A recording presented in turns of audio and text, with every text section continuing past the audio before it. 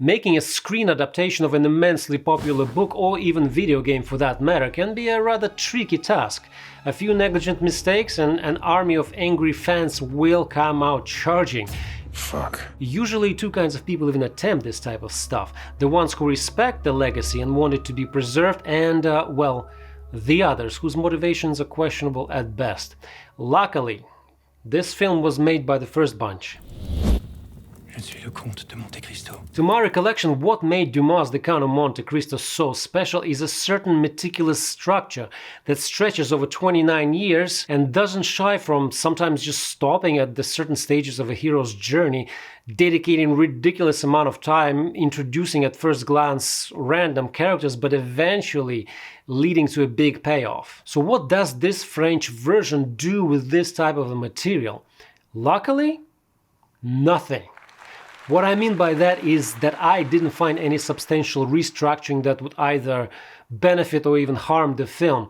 At the same time, I can't say it's playing it safe, it's simply paying respects. The wheel has been invented and needs to be used. That's it. And the film uses it well. The dramatic setup is a little bit fast, but it's detailed enough to understand who is who and what drives every one of them. And basically all the emotions the book is famous for is delivered to us on a silver platters throughout the entire film. Edmond's naivety and euphoria, followed by a sense of desperation, followed by hope, followed by learning the harsh truth, and of course everything that comes with his revenge. I purposely did not mention his rebirth because, well, that's the part that's kind of missing. Finding the treasure is not it. Show me inside the cocoon of the caterpillar that's about to turn into a butterfly.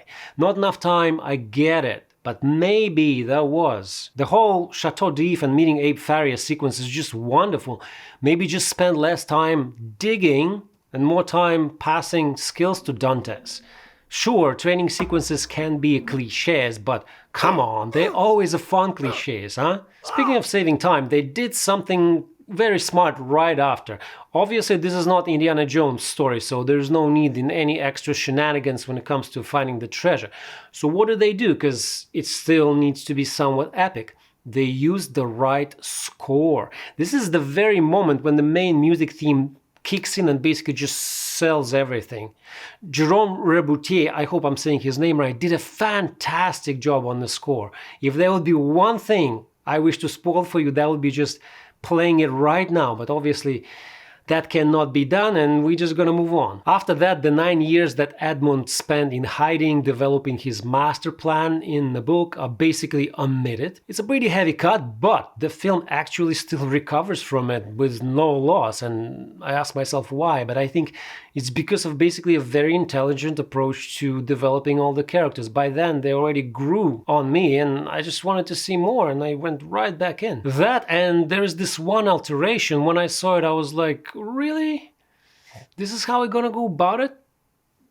But then with every scene it just made it better and better to the point I was like, hey, it works, I could use some more of that. And of course there is youth, the one that was already heavily featured in the trailer and the one, I'll be honest, I was a little bit skeptical about.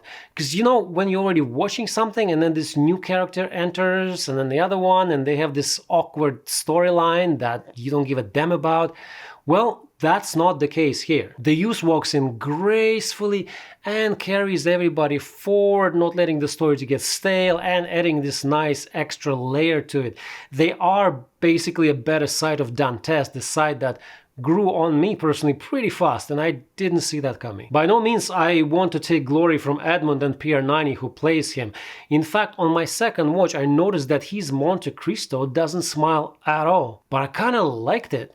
It's a fantastic choice for a character who doesn't need to tailor to the ones he hates, who put power and money above all. He owes them nothing, they know it, he has everything they wanted, and he capitalizes on that. He plays them. That's how it's supposed to be. Fantastic cast overall. In fact, I grew up watching French and Italian films and they always had a great talent over there. This film is no exception, a great reminder of that. When it comes to cinematography, I honestly don't want to waste anybody's time talking about it. It's really all in the trailer. It's gorgeous all the way through.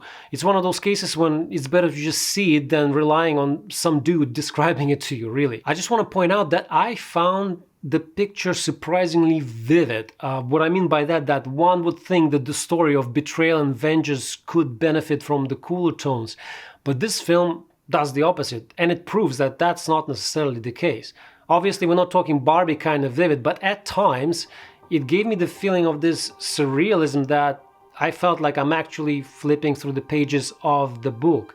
It's different, if you know what I mean, and it's not a bad thing. Finally, a very important question to address is who would enjoy this particular version of Monte Cristo the most? The book readers or the ones who, for whatever reason, didn't have a chance to come across it? The knowledge versus clean slate.